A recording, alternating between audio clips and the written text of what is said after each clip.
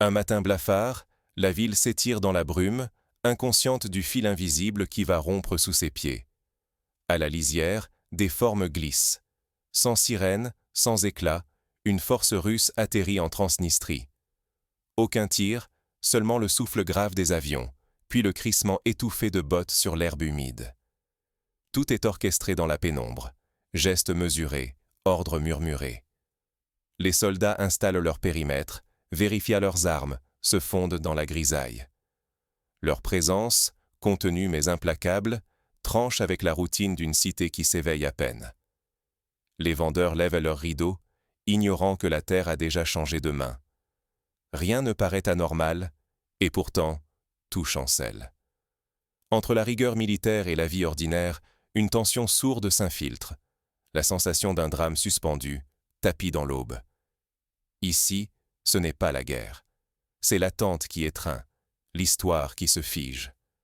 Le moindre geste, la plus faible impulsion, pourrait déchaîner une onde de choc fatale, pour la région, mais aussi pour l'équilibre d'un continent. Ici, la paix du monde tient à une poignée de secondes et de décisions muettes. Pour saisir ce moment, il faut remonter le fil du contexte et explorer les racines de cette opération clandestine. Avant de comprendre ce qui se joue, il faut revenir à la source de la crise. Plongeons dans les événements, alliances et tensions qui ont mené à ce matin décisif.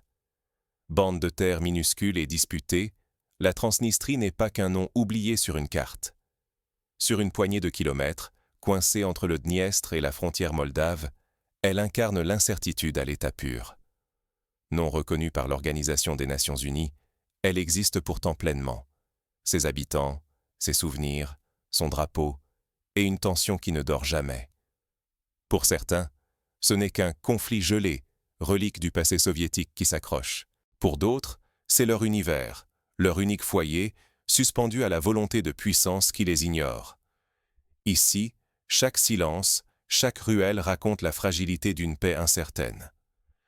Mais derrière ces façades fatiguées, la Transnistrie est un pivot stratégique. Elle sépare et relie à la fois l'Est et l'Ouest. Qui tient ce mince couloir détient l'accès, l'influence, parfois même le sort de toute la région. C'est pour cela que, cette nuit-là, l'opération russe fut orchestrée dans l'ombre la plus totale. Pas de bruit de bottes, pas de déclaration. Juste une précision glaciale, chaque geste pesé. Aucune place à l'erreur. La moindre hésitation pouvait tout faire basculer. Dans ces moments, la tension est partout. Chacun connaît son rôle. Chaque mouvement compte. Ici, c'est la patience, la maîtrise et la retenue qui dictent le tempo. Le moindre faux pas pourrait être le point de rupture, allumer une étincelle capable d'embraser la région, voire au-delà. Oublier la portée de ces lieux, c'est ignorer les signaux d'une tempête mondiale. Ici, le silence est lourd de menaces, et la prudence vaut plus cher que tout héroïsme. À l'aube, la frontière paraît calme, mais sous la surface, chaque seconde devient décisive. Le moindre geste est prêt à bouleverser l'équilibre précaire du monde. Une simple présence, sans tir ni cri, peut-elle suffire à bouleverser l'équilibre du monde? Au sol, chaque chose semble figée. Les soldats russes, à peine arrivés en Transnistrie, bougent avec une précision glaciale.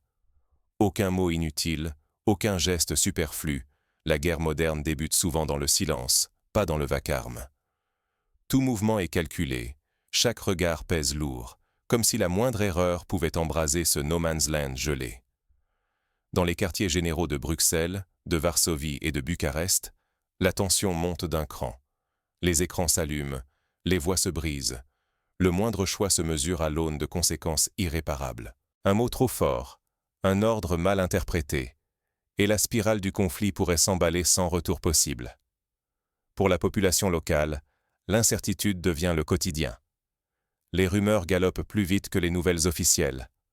On guette les parachutes dans la brume, on murmure sur la place du marché, on échange des regards inquiets dans les files d'attente. Faut-il céder à la peur ou croire encore à une simple démonstration de force? Entre l'attente crispée des soldats et la fébrilité des diplomates, le contraste est saisissant. Là-bas, chaque option est pesée, débattue, reportée. Ici, on retient son souffle, accroché à la routine comme à une bouée. Le monde entier observe, figé, sans oser agir. À cet instant, tout peut s'effondrer.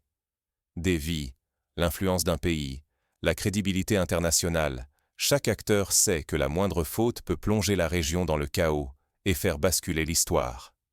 Ce qui menace le plus, ce n'est pas le bruit de la guerre. C'est ce silence coupant, cette immobilité tendue. Que se passera-t-il si rien ne bouge? Ou si, au contraire, un détail minuscule vient fissurer ce fragile équilibre?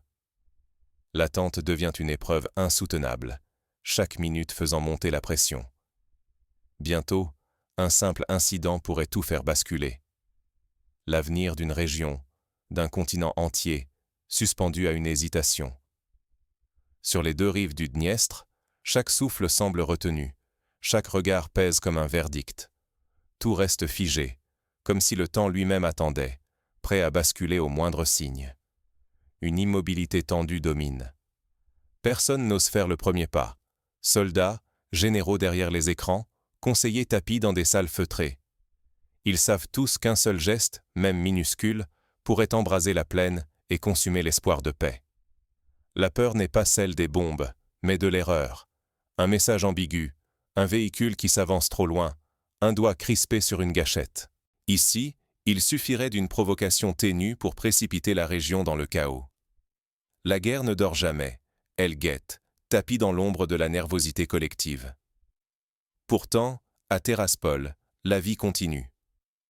Les enfants traversent la place, les vendeuses s'emmitouflent, les conversations coulent doucement, comme si rien n'avait changé. Mais sous la routine, chacun sent un frisson d'angoisse.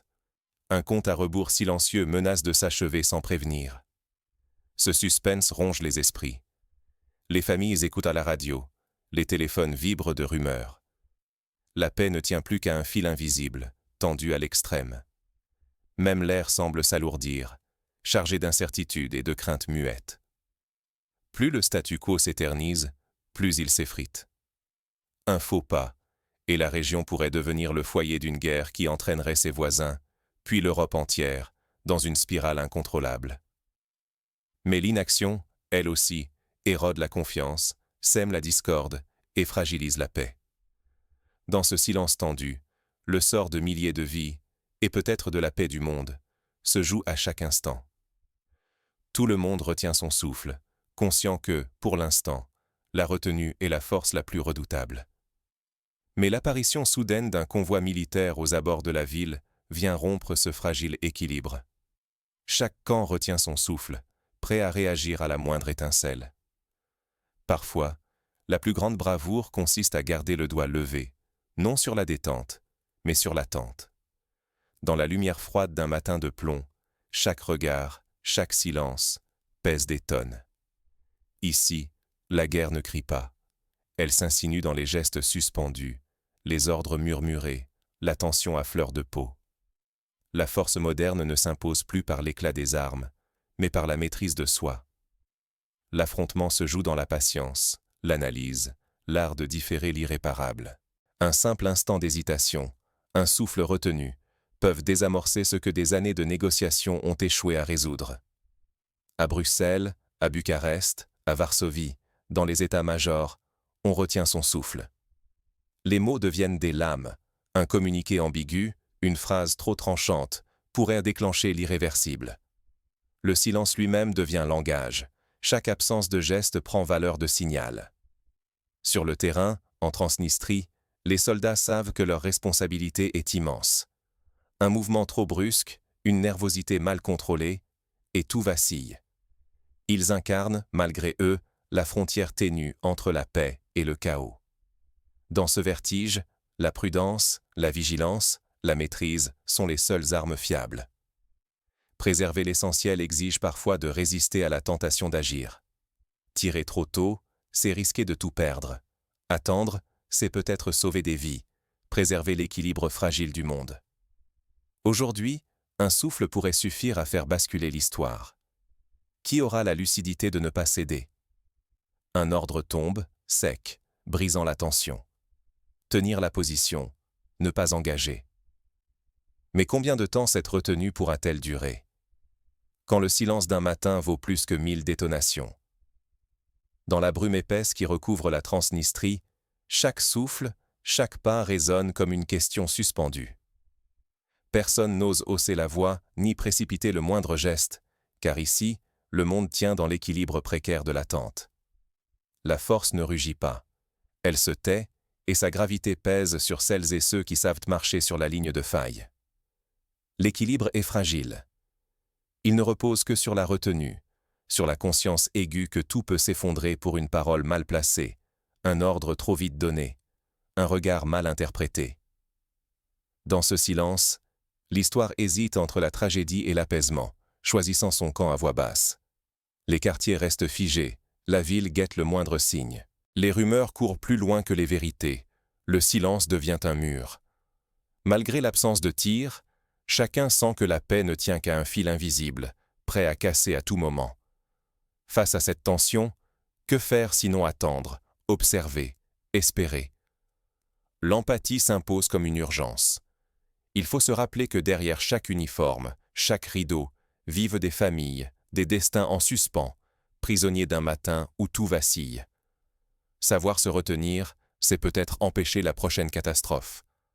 Parfois, le vrai courage n'est pas de répondre à la peur par la violence, mais de résister à l'engrenage. La vigilance et l'écoute deviennent les ultimes remparts contre l'irréparable. Et si le monde dépendait de cette délicate capacité à rester humain, à ne pas céder à la panique? Aujourd'hui, la paix respire dans la maîtrise de soi, dans l'attention portée à l'autre, surtout quand tout peut basculer d'un battement de cœur.